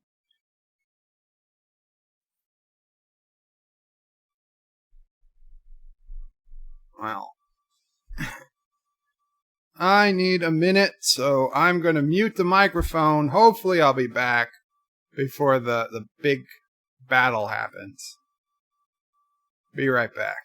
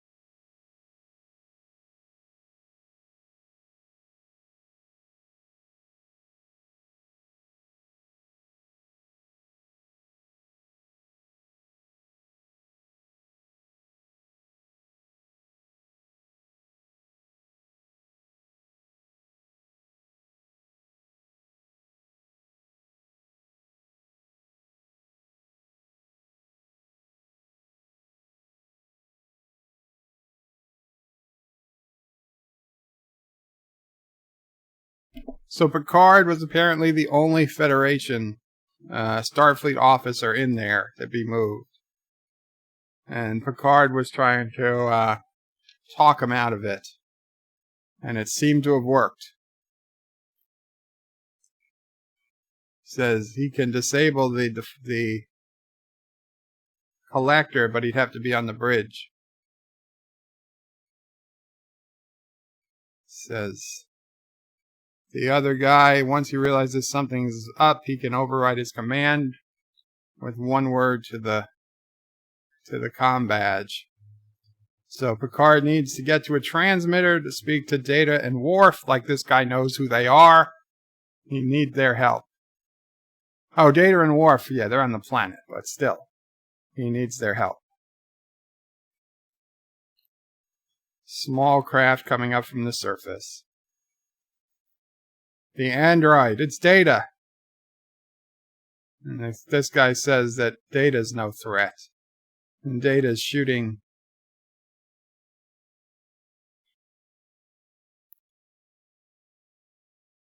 tachyon bursts into the shield grid.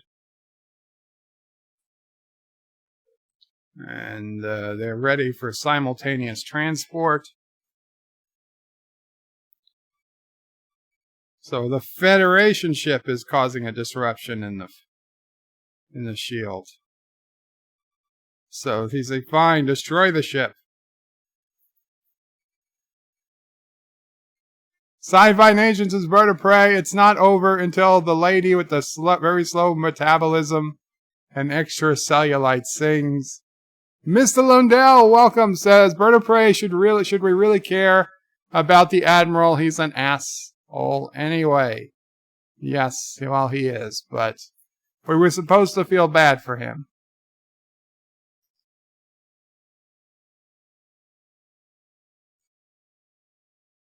Richie says, Joseph, Derek laughed at both those last jokes. You are killing it over here. Oh. Joseph says, question, what do you call an alpaca with a cucumber in each ear? Answer, anything, because he can't hear you. Very good, Joseph. Very good.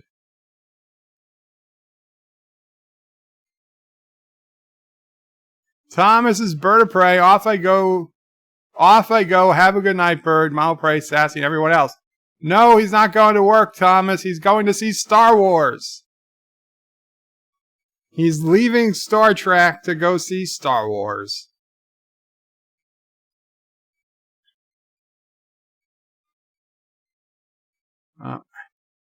How is there no ship functions if the view screen is working? Life support's working. Uh-oh. They got transported onto the holo ship. They're on a holodeck. Of course, the best way to tell if you're on a holodeck is to shoot the ceiling. It's not to say end program. He's shooting the ceiling and the walls to see where and he just happened to shoot at the door.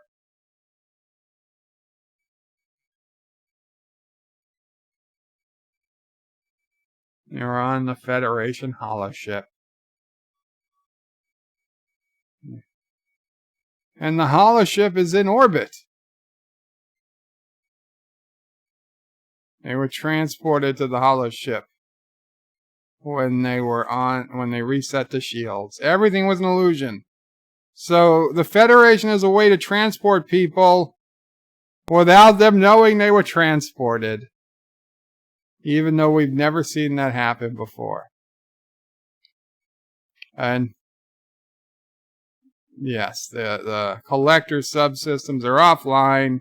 The alien got pissed. The aliens got pissed. Thomas Potts says, I'm seeing it legally, Bird, unlike you. Thomas, I've never said I saw it illegally. I don't know what you're talking about. Sci-Fi Nation says, maybe, just maybe, the voice commands were disabled for the Sona. Maybe, but you could try. You could try.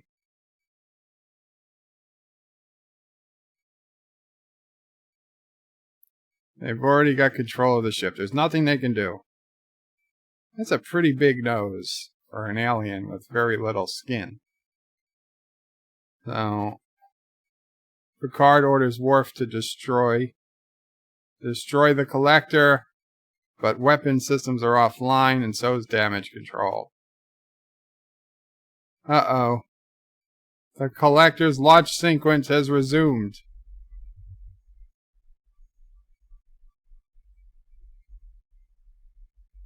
They can't override the launch sequence.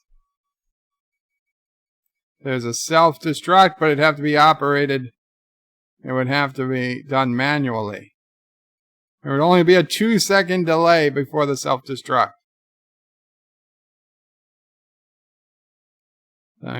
Worf says we might be able to transport it within 100 meters. So Picard tells Worf he's going to have to beam him back. Says weapons fire could ignite the exhaust. Don't shoot.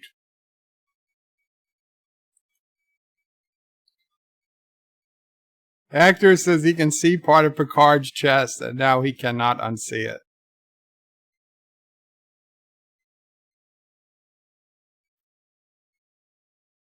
It's good that the alien control panel has everything in alien but the numbers.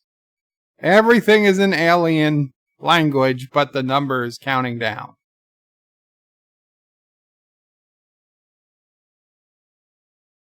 Oh. Picard doesn't look like Indiana Jones at all.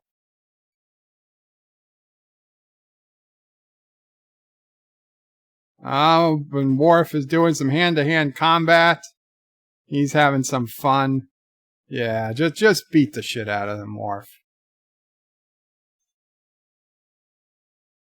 What are you doing, Worf? You letting two little people get... You can't best a Klingon. You could just smash your skulls together.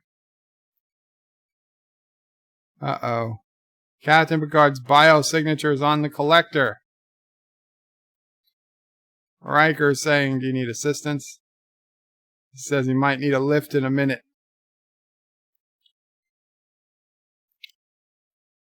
Separation in 1 minute. This is a lot like in how Generations ended. Somebody's trying to shoot Picard, and Picard has to disable something. Except Kirk's not here to save him.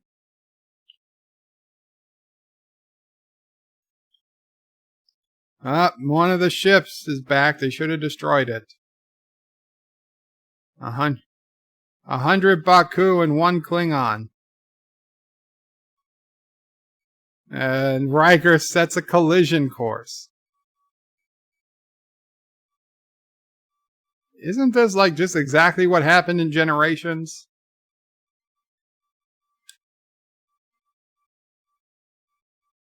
So Picard's saying, we're getting too old for this. And the Sona says, after today, it won't be a problem for either of us. And Picard shoots where he wasn't supposed to, and the Sona guy falls off. But of course, he's strong enough to hold himself up with one arm, even though he's generally decrepit. The ship is coming right at them. And the Sona says he wouldn't, and Worf is like, yes, he would. But he didn't. 11, 10, 9. And Picard says, sorry, time's up. He can't be beamed off. I mean, he can be beamed off right this second, but... And the alien sees the collectors exploding. At this point, air should be rushing out. Oh, and the Enterprise comes right up along the side of the collector. And they will beam Picard out. Oh, no, right in time. If the Federation was honestly the goody two-shoes they pretend to be, shouldn't they have beamed both of them out? Shouldn't they have beamed both of them out?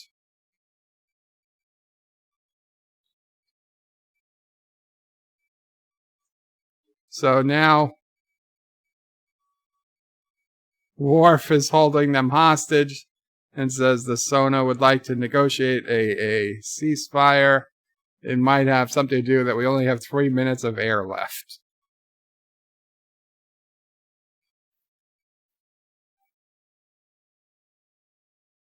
Riker asks if once we get away from the metaphasic shielding, is it going to change how they feel? And Worf says, your feelings for her haven't changed since the day I met you, Commander. Which is good, which means that I knew how you felt, and I moved in anyway. So Worf finally gets in his dig, even though he veiled it as a compliment. Well done, Worf. Well done. 4D chess.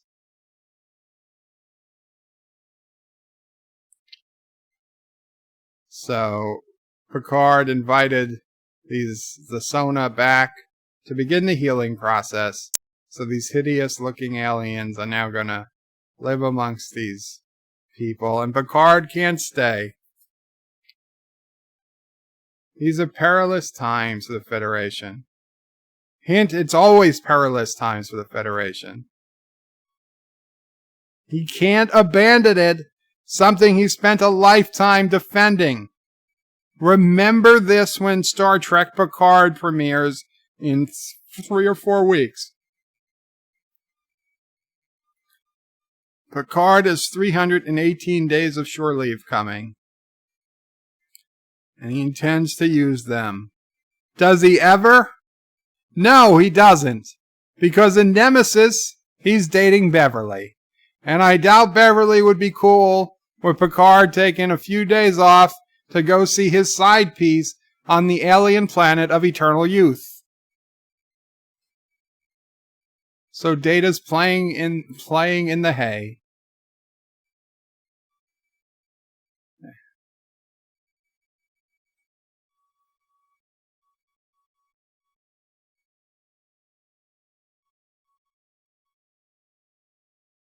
Oh, and the guy says, Mr. Data, we hope we see you again.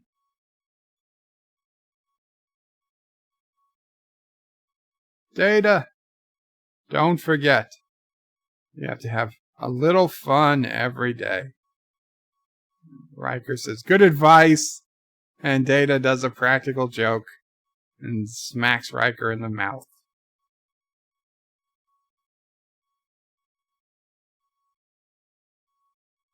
John DeMarco agrees they should have beamed that bad dude out too. Yeah, they should have.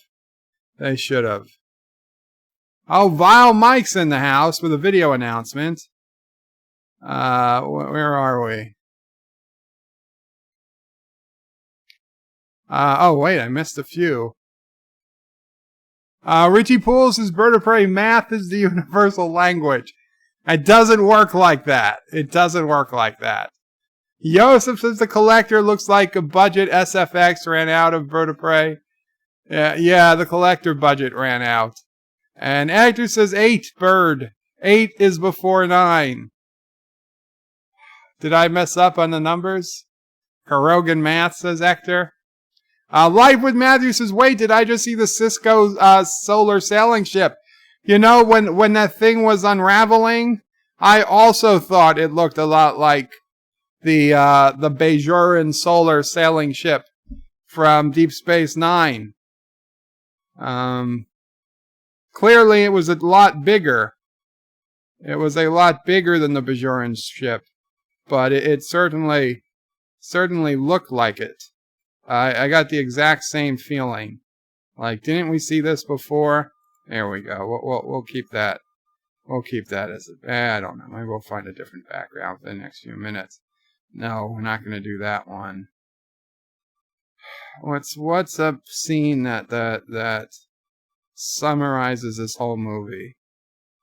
That's too dark. Geordi's eyes? I don't know. Oh, Sona. Data in the shuttle. There we go. A little bit. There we go. There we go.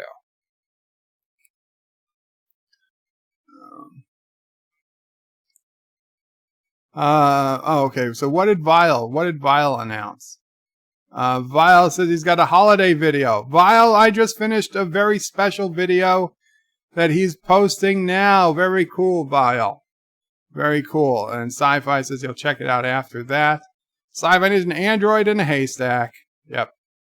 Yeah, and Actor says it sounds better than Florida. It does. Visiting the little world of eternal youth. Sounds better than Florida. Richie Pools says Beverly would go with him and they'd have a threesome. They are very liberal in the future, Bird of Prey. Might be true. Sci-Fi Nation's Bird of Prey. How do you find a needle in a haystack? Answer: burn down the haystack. Actually, Sci-Fi Nation, unless you could vaporize all the hay, burning the haystack would just turn the needle from pristine silver to black, and then you would be even harder to find it. You'd have to go by feel instead of by eye. But no, a magnet is the best way to find a needle in a haystack. Vile Mike, Bird of Prey, the video is less than 2 minutes. If you want to watch it while you're streaming, that's fine by me. Oh, I'll watch it, Vile. I just, I feel bad because then you're going to can possibly get less views. If I watch it for you, for people. But if that's what you want, I'll put it up. Joseph says, little boy is 32, feel old yet. Jesus Christ. Yeah, I do. Actress says, but it should have at least a 5 kilometer squared solar sail to move that fuselage. Vinyl Mike says the sail was not to move the collector, it was to collect the particles. Sci-Fi Nation says, details. Use the magnet after you burn the stack. Well, that's true. Actress is a big magnet. Actress says it was thought to move without using impulse. That's possible. So let's check out Vile Mike's video. First, did I get an email? I did. Burning the haystack would melt the needle. Would it really get that hot? I guess we'll see. Okay. Oh, okay. Is this the video that I think it might be? We're gonna be watching Vile Mike video, people. Vile Mike video, and let's see. Is the camera on? It's on, but you're not gonna see it. Let me open the web browser and turn on the audio so you can hear the audio. Let me make it louder. It's going to be loud. Well, not going to be too loud. But here's Vile Mike's video. Let's see it. And guys, you should all go to Vile Mike's video. I'm going to paste it into the chat. Please all go and leave a like and a comment. A comment is very important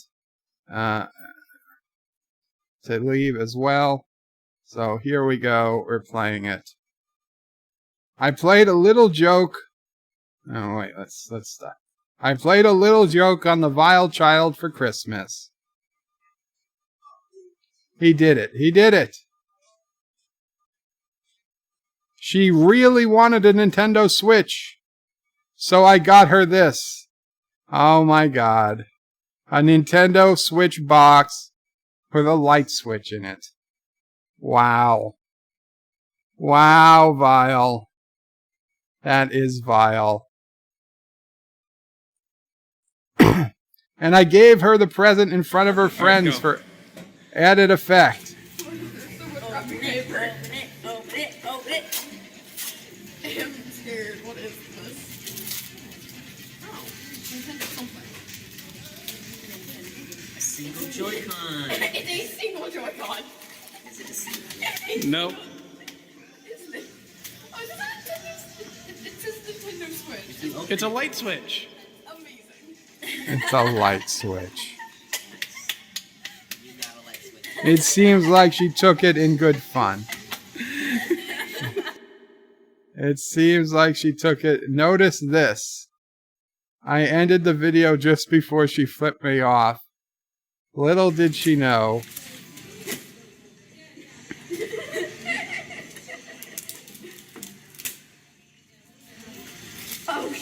Why is she so easy on taking it out? Oh, she really got the Switch. Oh my God. The real Switch. Get a Joy-Con. Wow, did she just say what I think she said?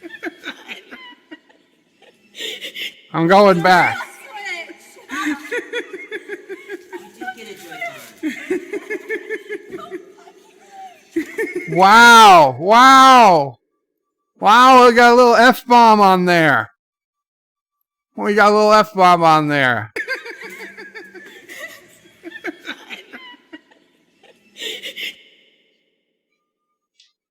Well, very cool. Very cool, Vile.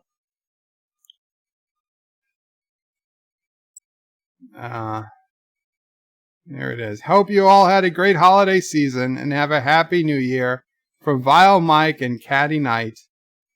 I assume that said the Vile Child. AKA the Vile Child. Thank you, and everybody should check out Vile Mike's eBay store, and including Caddy's Corner, where you can buy stuff from Vile and Caddy, and if you buy from Caddy's Corner, she gets to keep the profit.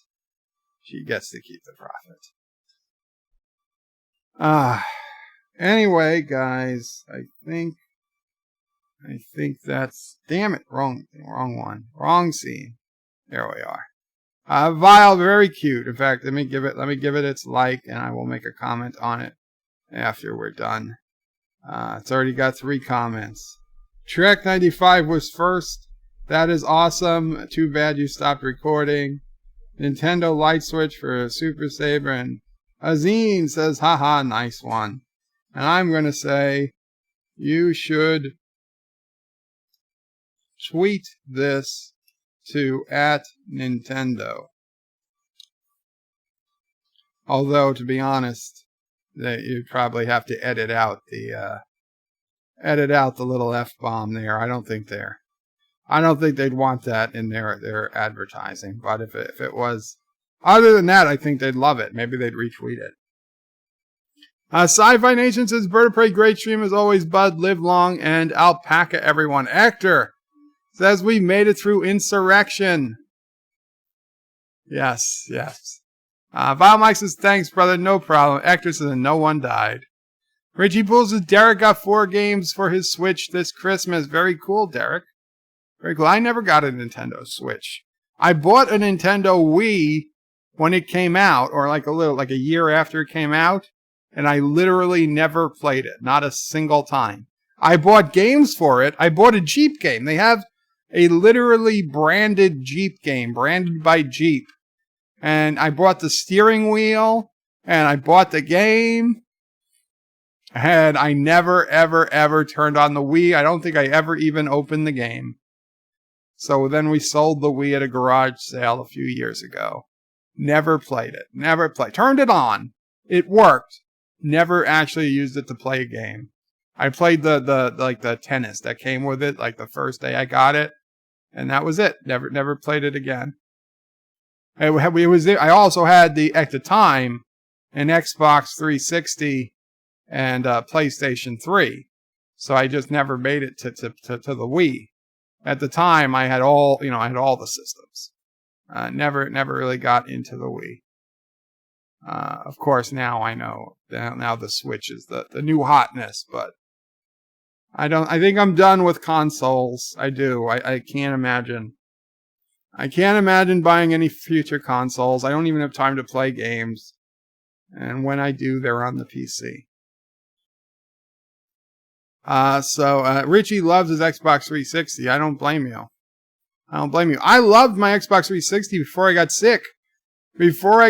I loved my Xbox 360 so much, I bought 2. One to keep at home, and one to keep at work. I would play the Xbox 360 after 5 p.m. in my office, from like 5 to 6 or 7 p.m., so the traffic would die down, and then I'd go home when there was a lot less traffic. Because I figured, hey, I was only going to rush home, play the Xbox 360 anyway for a couple hours, and then go about my evening. So I said, well, I can just play the Xbox 360 in my office, not rush home, then go home after I'm done playing for a couple hours, and there'd be, like a third of the traffic. So it was a big time saver. And I'd play it during lunch. At times too. If there were days I wasn't going out to lunch with people, I'd just stay in my office, have lunch from home, and I'd play some rounds of Call of Duty in the office during lunch, close my door and play. I used to keep it under my desk, so nobody knew it was there but me. And of course, all my friends who I told I had it, and they would come in and watch me play sometimes. But the rank and file random people, they didn't know the Xbox 360 was sitting there.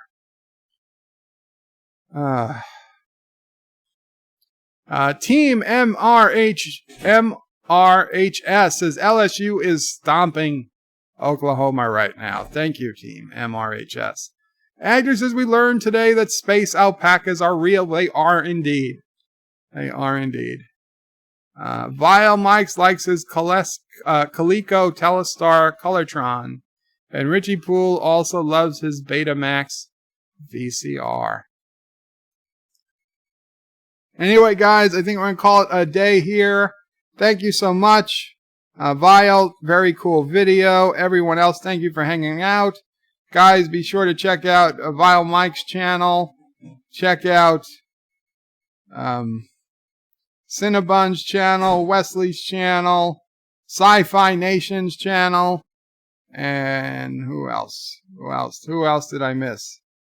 Whoever's putting out videos, check out their channels. Did I miss anybody?